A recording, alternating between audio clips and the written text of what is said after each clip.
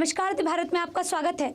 मैं हूं वैष्णवी भट्ट और प्रस्तुत है आज के मुख्य समाचार। बाबरी विध्वंस की बरसी पर अयोध्या में हाई अलर्ट, मथुरा में कड़ी सुरक्षा के बीच ड्रोन से निगरानी, चप्पे चप्पे पर पुलिस तैनात। मोरबी हादसे पर ट्वीट के चलते टीएमसी के राष्ट्रीय प्रवक्ता गिरफ्तार, गुजरात पुलिस ने जयपुर से उठाया डेरेक ओब्रायन का दावा। गुजरात में दूसरे चरण के चुनाव में 74.39% वोटिंग, पिछली बार से 6% कम पड़े वोट। जाली नोट और काला धन जरासंध की तरह उसके टुकड़े टुकड़े कर देने चाहिए, सरकार ने सुप्रीम कोर्ट में कहा। अब समाचार विस्तार से। आज के ही दिन साल 1992 में बाबरी मस्जिद गिराई गई थी। उत्तर प्रदेश के अयोध्या में 6 दिसंबर यानी बाबरी मस्जिद विध्वंस की बरसी को देखते हुए हाई अलर्ट की घोषणा की गई थी। केरल अयोध्या की नहीं बल्कि मथुरा में भी सुरक्षा पुख्ता इंतजाम किए गए। कड़ी सुरक्षा के बीच ड्रोन से निगरानी की जा रही है। चप्पे चप्पे पर पुलिस बल भी तैनात की गई है। कांग्रेस के राष्ट्रीय प्रवक्ता और ममता बनर्जी के करीबी साकेत गोखले को गुजरात पुलिस ने गिरफ्तार कर लिया। टीएमसी प्रवक्ता की गिरफ्तारी की जानकारी उनकी ही पार्टी के एक नेता और राज्यसभा सांसद डेरेक ओब्रायन ने दी है। टीएमसी सांसद ने ट्विटर पर कहा कि साकेत गोखले ने सोमवार को नई दिल्ली से जयपुर के लिए रात 9 बजे की फ्लाइट ली थी। जब वह जयपुर में उतरे तो गुजरात पुलिस ने राजस्थान एयरपोर्ट पर पहले से ही उनका इंतजार कर रही थी। जैसे ही साकेत जहाज से उतरे उन्हें गिरफ्तार कर लिया गया।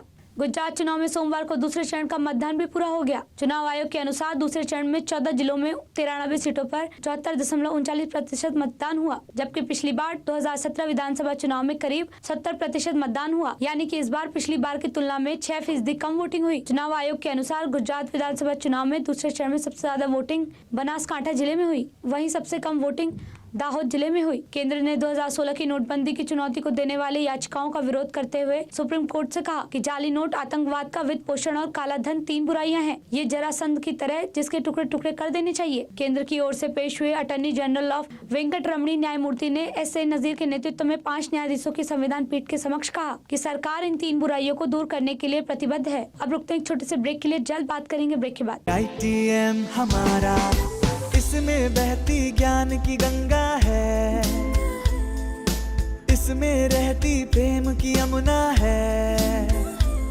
सिद्धांतों का उच्च हिमालय है, भक्ति सिखाता एक तिरंगा है,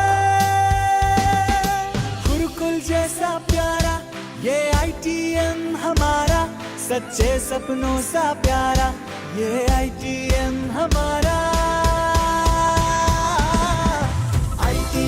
हमारा ये इंस्टीट्यूट हमारा, सच्चे सपनों सा प्यारा ये ITM हमारा, ITM हमारा ये इंस्टीट्यूट हमारा, सच्चे सपनों सा प्यारा ये ITM हमारा।